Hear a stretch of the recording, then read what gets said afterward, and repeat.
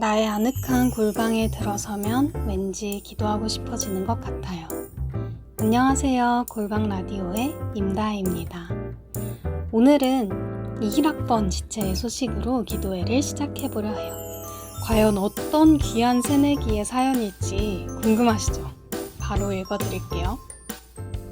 안녕하세요. 저는 올해 ESF에 들어오게 된 숙대 1학년 한지수입니다.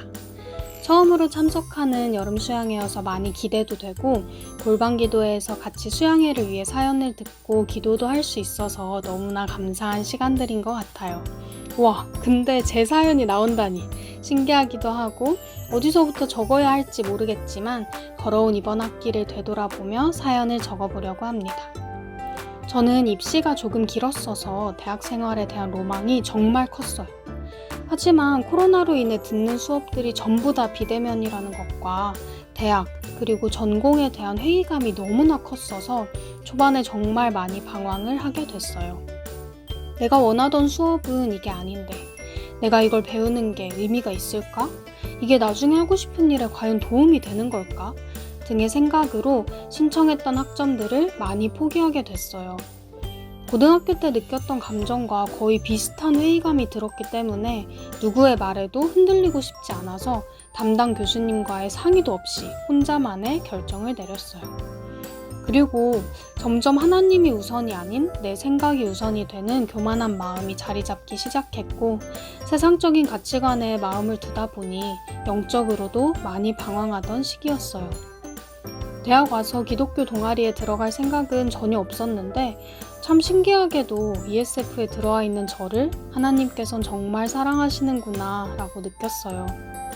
세상적인 생각과 신앙적인 생각 사이에 타협점을 찾아보려 했지만 찾지 못해서 괴로워하고 있던 시기에 하나님께서 이곳으로 인도해 주시고 매주 드리는 예배를 통해 저의 가치관이 점점 바뀌기 시작함을 느끼게 되면서 이 모든 것이 은혜라고 고백되어진 것 같아요.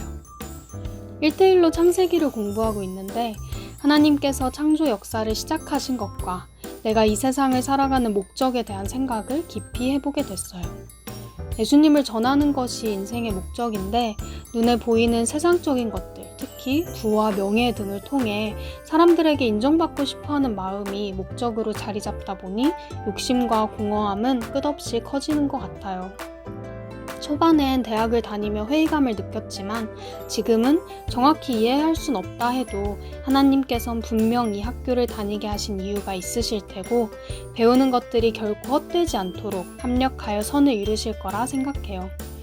넘어질 때마다 인생의 목적을 상기시키며 영원한 것을 위해 마음과 정성을 쏟아야겠다는 다짐을 하게 되었고 더 나아가 이번 수양회를 통해 하나님께서 나를 통해 무엇을 이루고 싶으신지에 대한 비전을 받기 위해 기도를 준비해야겠다고 생각했어요.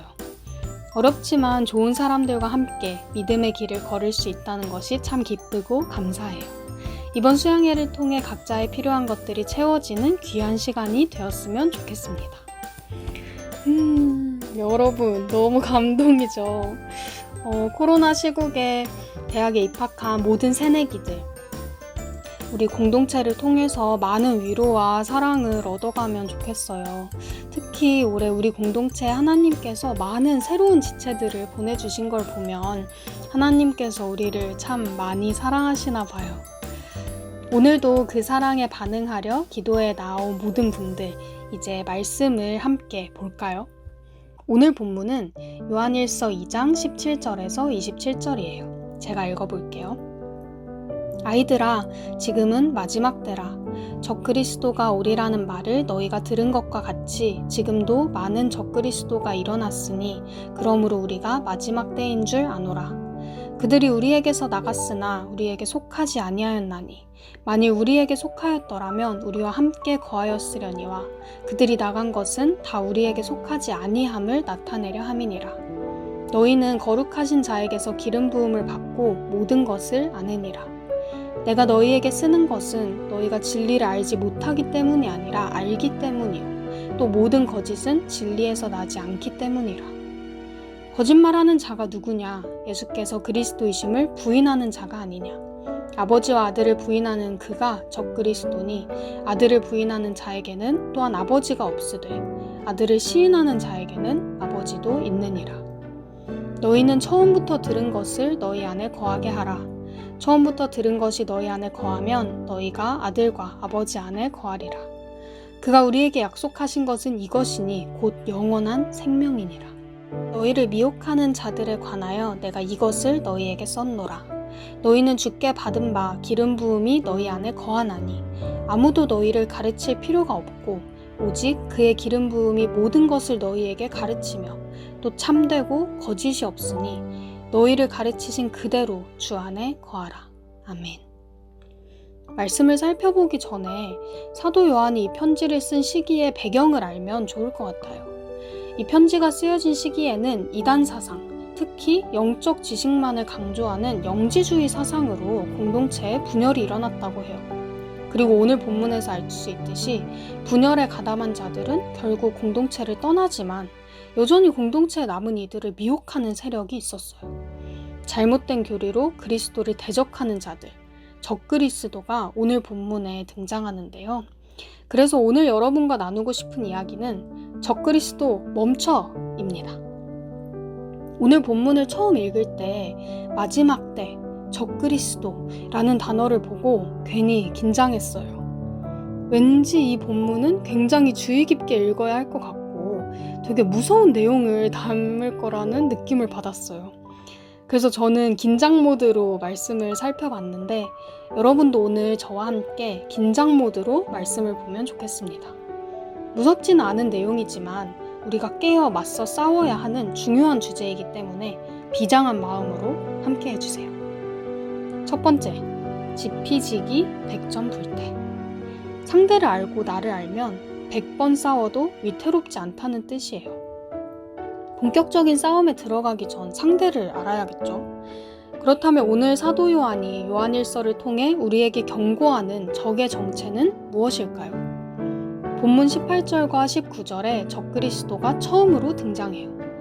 사도 요한은 적그리스도의 출몰이 마지막 때의 증거라고 말하는데요. 여기에서 이야기하는 마지막 때는 어떤 특정 순간이나 때가 아니라 그리스도의 죽음과 부활부터 시작되어 그리스도의 재림까지의 전 기간을 가리킵니다. 예수님께서 승천하신 후에 사도 요한이 이 편지를 쓰던 시기, 그리고 지금 우리가 살아가는 21세기 전체가 마지막 때인 거예요. 오늘 말씀에 의하면 이 마지막 때에는 많은 적그리스도가 일어납니다. 적그리스도는 그리스도를 대적하거나 대신하려는 사람이에요. 우리를 긴장하게 하는 것은 그들이 결코 신앙 공동체와 완전 다른 세상에서 활동하거나 전혀 상관없는 사람들이 아니라는 점이에요. 19절을 살펴보면 그들은 본래 교회 공동체에 속했지만 사상의 차이로 교회를 떠납니다. 19절 마지막은 그들이 나갈 것은 다 우리에게 속하지 아니함을 나타내려 함이라 라고 기록해요. 그들이 떠남으로 인해 그들의 주장과 행위가 진리에 속하지 않은 거짓이었음이 드러났다는 거예요. 적그리스도의 특징은 22절과 23절을 통해 더 자세히 드러납니다. 22절을 보면 적그리스도는 거짓말을 하고 예수께서 그리스도이심을 부인합니다. 예수님이 바로 하나님의 아들이자 메시아이심을 부인하는 자들을 요한은 적그리스도로 규정지어요. 22절 하반절을 보면 요한은 아들이신 예수님을 부인하는 것이 곧 아버지이신 하나님을 부인하는 것과 같다고도 이야기합니다. 결과적으로 이들은 마음속에 하나님과 예수님을 소유하지 못해요. 23절에서 없으되와 있느니라로 번역된 두 표현은 가지지 않는다와 가진다는 의미를 지니고 있어요.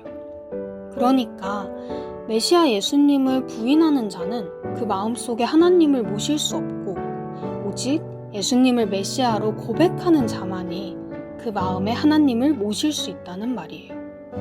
사도 요한은 요한일서 4장 15절에도 동일한 이야기를 합니다.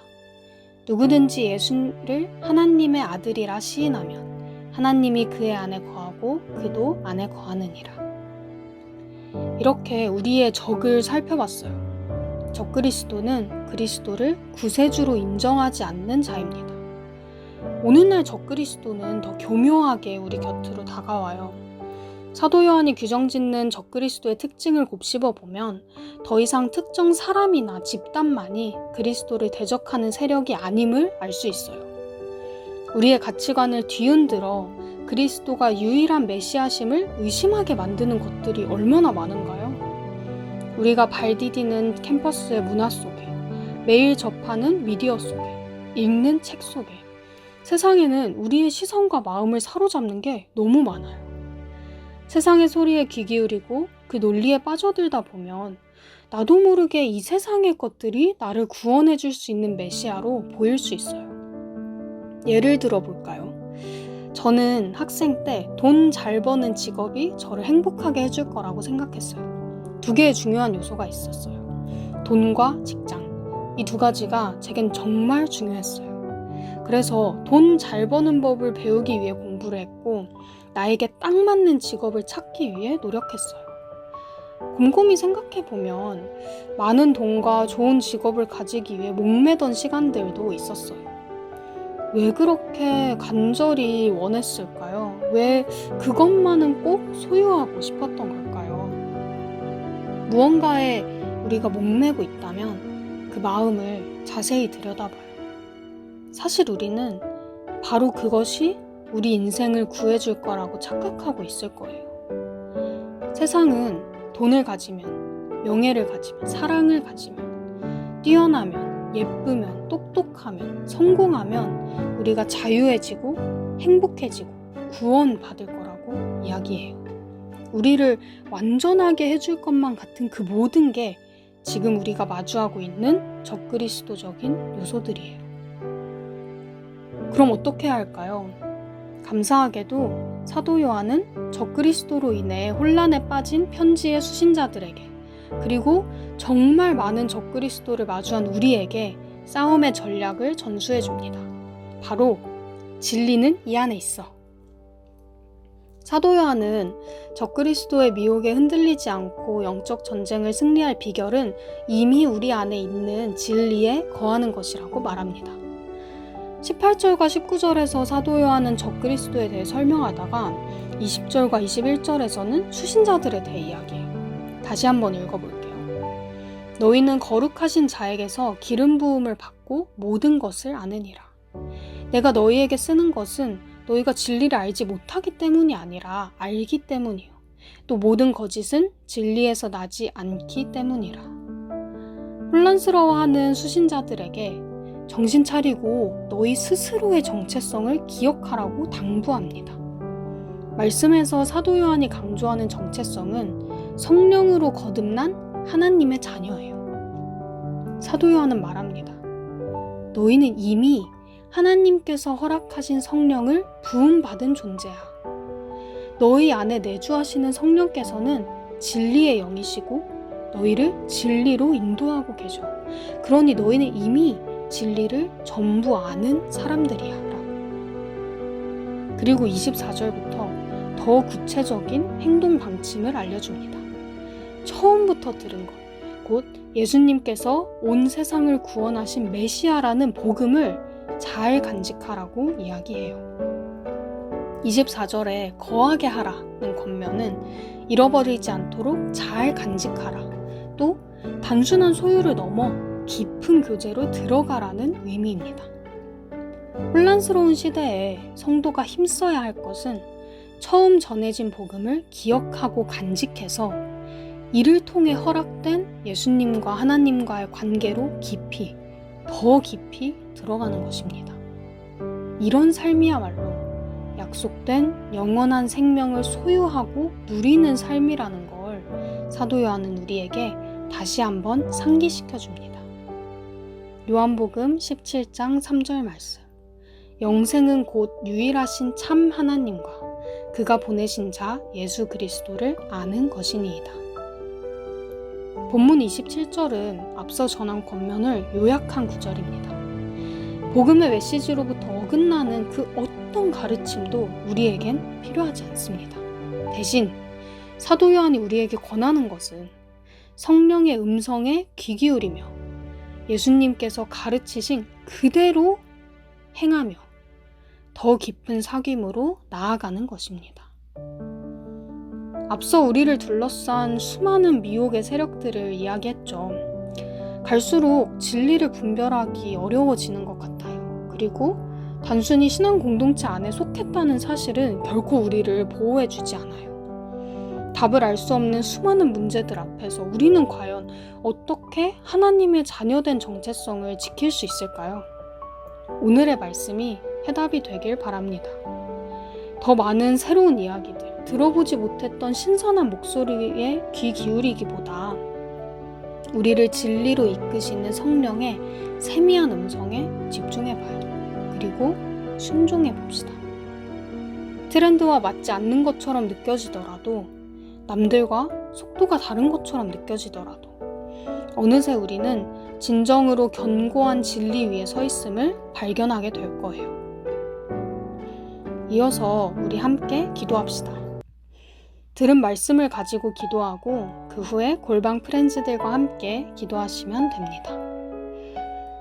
우리 마음속에 그리스도를 대신하려는 세력들을 찾아보면 좋겠습니다. 진리의 영이신 성령님께서 드러나게 하시는 미혹의 목소리를 발견하면 좋겠습니다. 그리고 그 목소리에 우리가 이미 알고 있는 진리를 선포합시다. 하나님께서 떠오르게 하시는 말씀으로 우리를 미혹하는 모든 세력을 대적합시다. 이 시간 성령님의 인도하심에 따라서 각자 마주한 적그리스도적인 요소들과 힘써 싸우는 기도를 하시겠습니다.